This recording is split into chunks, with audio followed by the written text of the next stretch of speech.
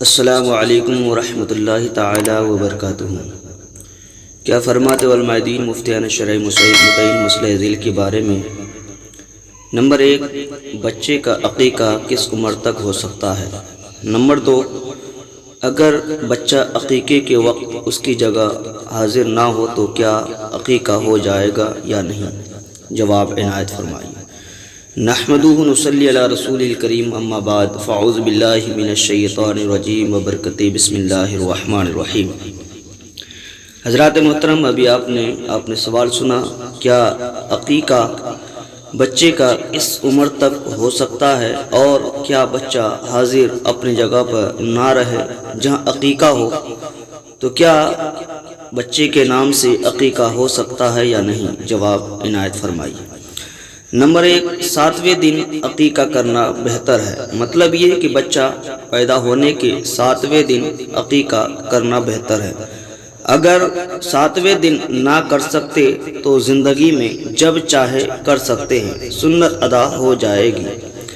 البتہ 7ویں دن کا لحاظ رکھا جائے تو بہتر یہ ہے کہ اس کے دن یاد رکھنے کا طریقہ یہ ہے کہ جس دن بچہ پیدا ہوا اس دن سے ایک دن قبل 7واں دن بنے گا۔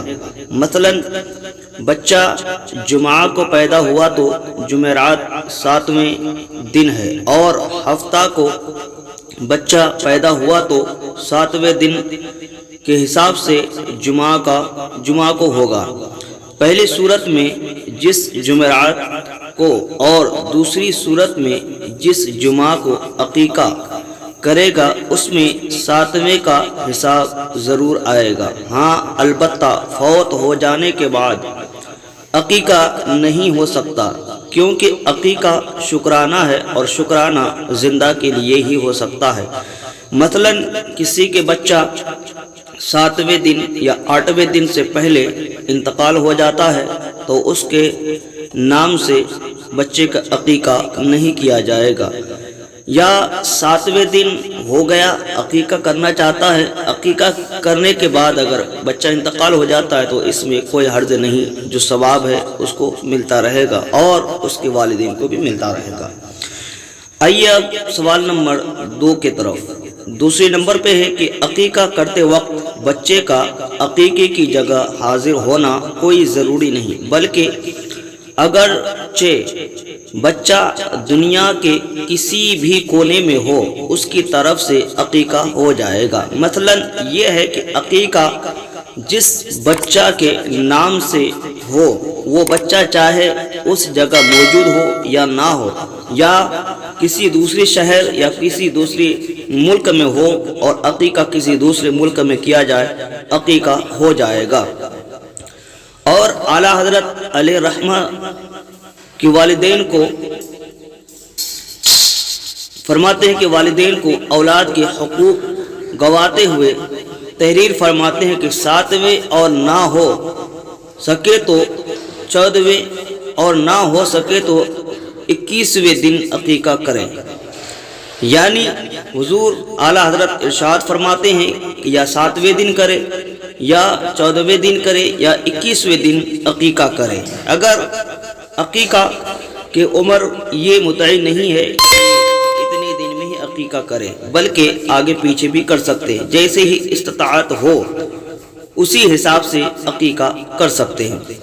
صدر الشریعہ مفتی امجد علی اعظمی علیہ رحمہ تحریر فرماتے ہیں 7ویں دن اس کا نام رکھا جائے اور اس کا سر مونڈا جائے، اور سر مونڈنے کے وقت عقیقہ کیا جائے، اور بالوں کو وزن کر کے اتنی چاندی یا سونا صدقہ کیا جائے۔ یعنی کہ بچے کا حق یہ ہے کہ جب بچہ پیدا ہو اس کے 7ویں دن عقیقہ کیا جائے، 7ویں دن اس کے بال اس کے سر سے اتارا جائے، اس کا بہتر اور اچھا نام رکھا جائے، اور جو بال ان کے سر سے نکلے اس کے وزن کے برابر چاندی یا سونا صدقہ کیا جائے، یا پھر اس کے برابر کا رقم، یعنی کہ چاندی کا جو رقم ہو یا سونے کا جو رقم ہو تو وہ رقم بھی صدقہ کر سکتے ہیں۔